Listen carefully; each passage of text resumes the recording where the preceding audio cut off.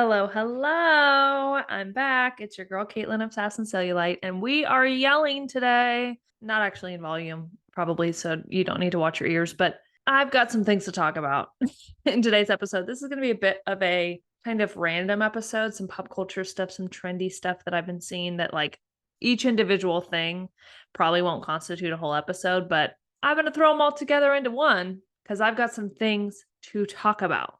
Okay, first things first, let's talk about some recent activity, and that is Super Bowl ads. You probably know which one I'm going to talk about, but in case you missed it, Hers, the prescription company, Hims and Hers, put out an $8 million ad. Yes, that's how much they have to pay for a Super Bowl ad, by the way, to sell you their weight loss drugs. Now, that's not the surprise. What is frustrating and logic defying is the way that they made this ad. So in case you missed it, I'm going to play it for you so that you can hear it, and then I'm going to break down all the issues with it. There are many. There are many. This is a case of like so close, yet so far from the point. Okay? Obesity is America's deadliest epidemic. This is America. 74% of us are overweight, and obesity leads to 500,000 deaths each year. Why, you just have to stop eating, Jimmy. This is America. Something's broken, and it's not our bodies. It's the system. Welcome to Weight Loss in America. Like and subscribe. A $160 billion industry that feeds on our failure. Yeah. There are medications that work, but they're priced for profits, not patients. This is America. This system wasn't built to help us. It was built to keep us sick and stuck. But not anymore. Hims and Hers offers life-changing weight loss medications. They're affordable, doctor-trusted, and formulated in the USA. You get a treatment plan designed by a doctor to fit your body, goals, and lifestyle. You deserve to feel great in your body. This is the future of healthcare. This is Hims and Hers. Join us in the fight for a healthier America. So that was their ad. First half of the ad, well, a good majority of the first half of the ad, I was like, oh, maybe this brand is actually going to do something different. Maybe they actually will get the point. And then they didn't. So starting right out the gate, they say, obesity is America's deadliest epidemic. Here's the thing.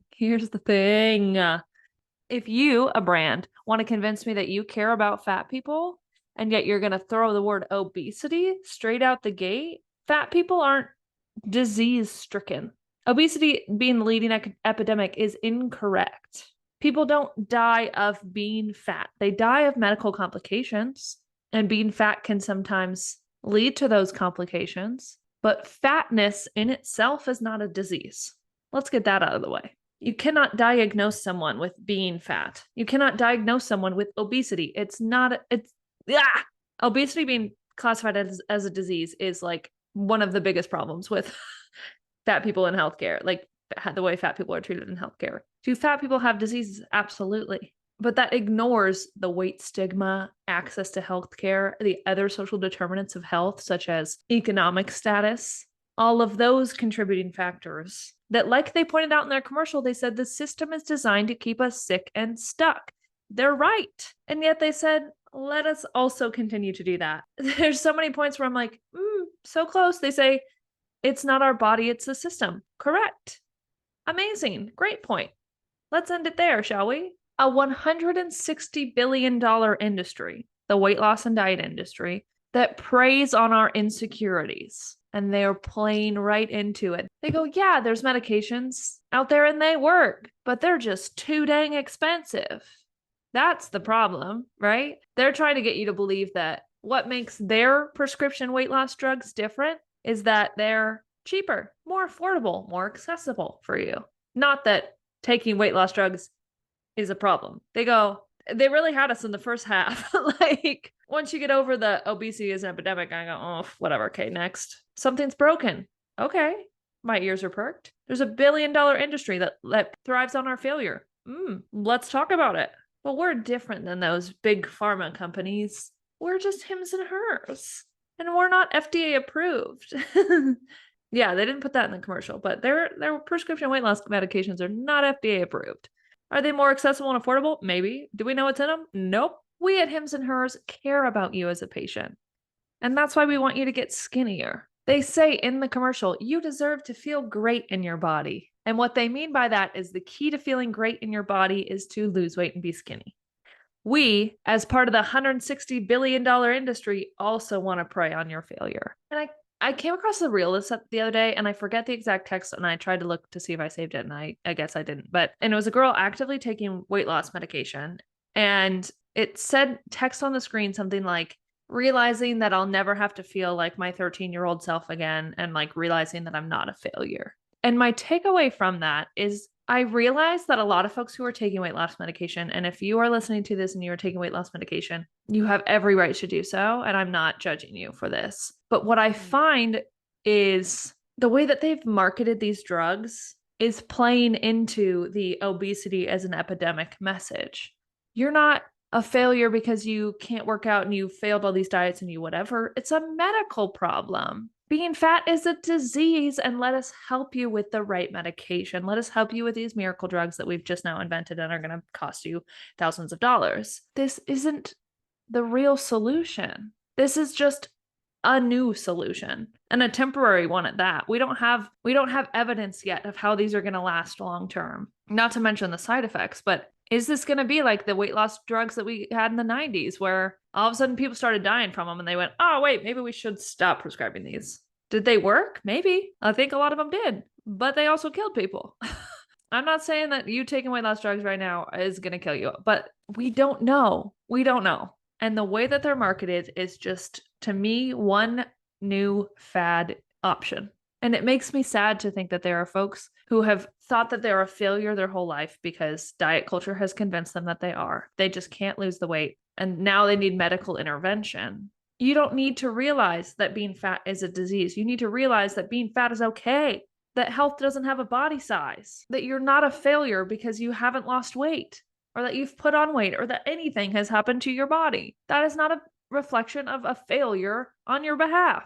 You're fighting a $160 billion industry by yourself. And Hims and Hers is no different. They're playing right into it. They tried to play on your empathy and go, it's not you, it's the system. They're the system. They are the system. They are no different than any other prescription drug company. They do not want your health.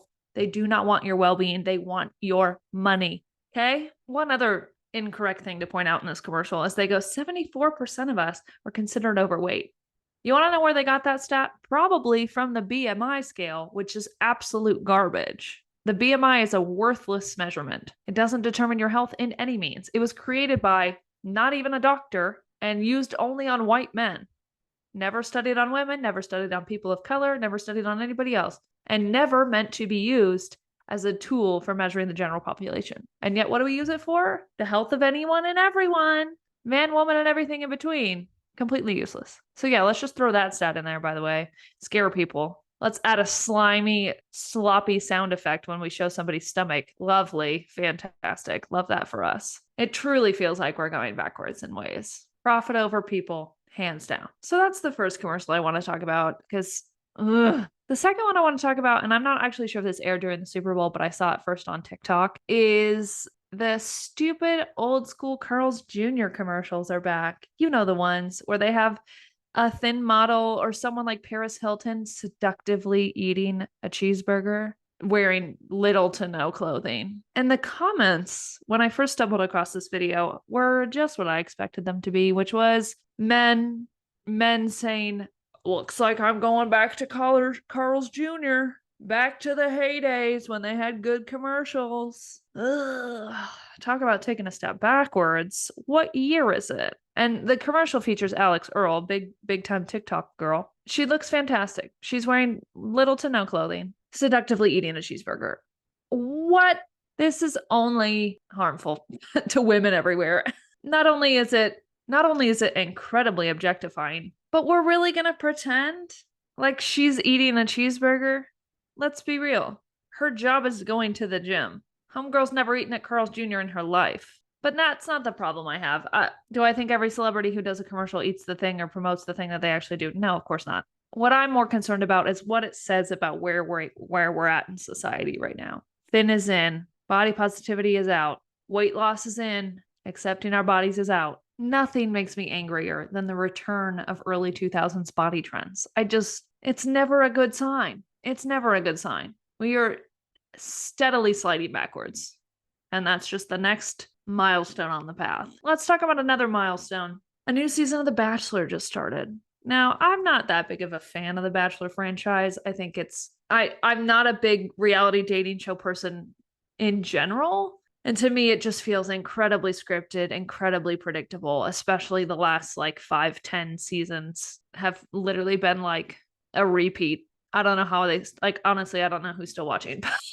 But they started a new season of The Bachelor. The Bachelor's name is Grant. And you may have seen that there is some curvy girl representation in this cast of women, in a franchise that unashamedly casts women size 0 to 4 max, and men that have to look good with their shirts off, because they will come off at some point. It's refreshing to see a break from the norm, quote unquote. And the season prior to this, Jen's Bachelorette season, we actually got a big man on there. Brett, an instant fan fave, a plus size man, if you will. There's like not that many terms for men as there are women, and that's a chat for another day, but a bigger guy, absolute sweetheart, super entertaining. He had a little bit of screen time, and the screen time that he instantly became like America's fave, and the public responded to him very well. Spoiler alert, he went home on night 1. They couldn't even pretend to keep him around any longer. They checked the inclusivity box and sent him out the door. And that's a little bit how I feel that we're doing with Miss Chloe on our newest season of The Bachelor. So Chloe, in her intro, is a model, and she's not a size 0, but she's not plus size. However, she is classified as a plus size model. And if you're a plus size person, you know how these plus size models look. Websites like Fashion Nova, Torrid, Boohoo all have the perfect, beautiful hourglass shaped flat stomach plus size models, right? The size 10 models wearing a size 1X, right? So when I heard she was a model straight out the gate, I went, oh, this isn't real plus size representation. Not that there aren't gorgeous plus size models out there, but a lot of plus size models, as I'm sure you're aware, still have perfect, societally acceptable figures, right? They're just a little bit bigger all around. Chloe, in her intro, she talks about, I don't remember where she's from. She talks about being a model. She's been a model since high school. And she goes, yeah, when I first started modeling, they told me I could either lose 30 pounds and be marketed as a size 0 or be classified as a plus size model. And she goes on to say that she'll never be a size 0, and she's proud of that. And I love that. I think that's amazing. And I think that's a great message that we need to continue to have on television, that it is okay to not be a size 0. However, she is only a size 10. She's not plus size. She is not a plus size girly. She's mid-size at best. I actually had to look her up after I watched her intro, because I was like, I was looking her on my screen looking for the plus size. Where's the plus size? I don't see a roll in sight. I don't see a double chin in sight. I went and found her modeling agency to get her stats, because that's available online. She's 5'10", first of all, so tall girly. She's a size 10, 12. She's like a 36 double D, 34 waist. Like, she's a small girl. Now, is she bigger than the size 0s and 2s on the show? Yes, technically yes. But I tell you, I've watched a few episodes now, and I can't pick her out of the crowd. Like, she doesn't stand out as like, oh, look, there's a curvy girl in the crowd. If you cut off all their heads, because she's got red hair, so I can see her by that, she doesn't look distinctly different from any of them. Again, it's a step in the right direction. I'm glad to see it. But at this rate, the cast should be like half mid-sized girlies. That would feel like real progress. Not one singular mid-sized girl who is a literal model and has the perfect body type. That doesn't really feel like a win in my book. And there's a creator I follow, her name's Gianna. I'll link her Instagram below. She made a video about this a couple years ago, that because historically the Bachelor franchise has had an inclusivity problem in general, in race, in size, all of the things. And she shared this kind of unpopular opinion, and I want to echo this, that I don't actually want to see real plus size people on the Bachelor franchise. Like, I don't think it's built for that. I just don't think that's going to go well. Unfortunately, as much as I would love to see it, the majority of society and culture, especially in the way it's backsliding right now, is not ready for that. They're going to get torn to shreds on television. There's this book I read called One to Watch. It's a romance about a plus size gal who is a lifestyle influencer who goes on a show like The Bachelor to be the Bachelorette. and it explores fat phobia. There's people that leave the show because they aren't attracted to her. She gets absolutely torn apart online, and that doesn't feel like a stretch for how it would go in the year 2025. I don't want a plus size lead on The Bachelor. I want a whole plus size dating show. That's what I want to see. People of all shapes and sizes, a real inclusive bunch, real people dating each other. I don't need the tick boxes of inclusivity on the existing dating shows. I don't think it works. I don't think it's built for that. I don't think the society is ready for that. I don't think it will go well, especially because the Bachelor franchise has been losing its ratings over the last several years. That the last thing they need to do is add in a plus size person with their bad ratings and then go, see, that's the problem. You can't throw us onto a sinking ship. It'll sink faster. So that's what's new in the Bachelor franchise. I want to talk about just a couple other things that I've been seeing circulating on social media. And one is the you're so funny trend. If you haven't seen this, it's a video of someone where they say, as if someone has complimented you and gone, you're so funny. And they go, thanks. It's insert trauma here. I'm funny because fill in the blank. And people have got all sorts of things to share, but I've seen a lot of folks saying, you're so funny. Thanks. I've thought about wanting to be skinny every single day of my life. That is the thought that plagues them. And if that sounds like you, I wish I could reach through this podcast and give you a hug, because same. Up until the last few years when I've started to heal my relationship with food and body, that was also my situation. Not a day goes by that I wasn't thinking about my body and how I wanted it to change. Not a day goes by that I wasn't aware of the number on the scale, the size on the tag, me in comparison to my friends. And what's crazy and unfortunate is I look at the comments in these videos of so many shared experience, so many people going, oh my gosh, same. I venture to say every woman could say same. And just imagine how powerful we would be as women if every single thought wasn't consumed by our bodies. And let me let you in on a little secret. It's on purpose. The $160 billion industry I mentioned earlier that wants to keep us sick and stuck, they want to keep us occupied and distracted by the size of our bodies. You don't have time to worry about politics. You're trying to be skinny. You don't have time to worry about the gender pay gap. You're trying to lose 10 pounds. Ain't no time for feminism. True feminism is skinny. Keeping our minds occupied on the size of our bodies and in pursuit of thinness at all times for all of our life is by design, by the patriarchy. Okay. And if you're like, Caitlin, whoa, I didn't know you were going to get so feminist in this episode. Things are weird right now out in the world. And I can't be sugarcoating about some of this stuff right now. One of the other things I just forgot to mention in the Hers ad is not only do they say all that harmful messaging and then try to sell you their freaking weight loss prescription, but underlying the whole freaking video is the song This Is America, which is a critique on America. And yet they're using that to try to A, co-opt Black culture, and B, make you feel like, yeah, they're right. They're criticizing the system. They're different than the system. No, they're not. That's a distraction. Bodies are political. The weight loss industry is a means of control. Does diet culture affect men? Absolutely. But does it affect women? 100%. 100%. It's all interconnected. So while all of these things that I'm sharing might seem like one-offs or specific scenarios or unfortunate circumstances, they're all connected. They're all a sign and reflection of the attitude of our current culture. And I'm scared. I am afraid.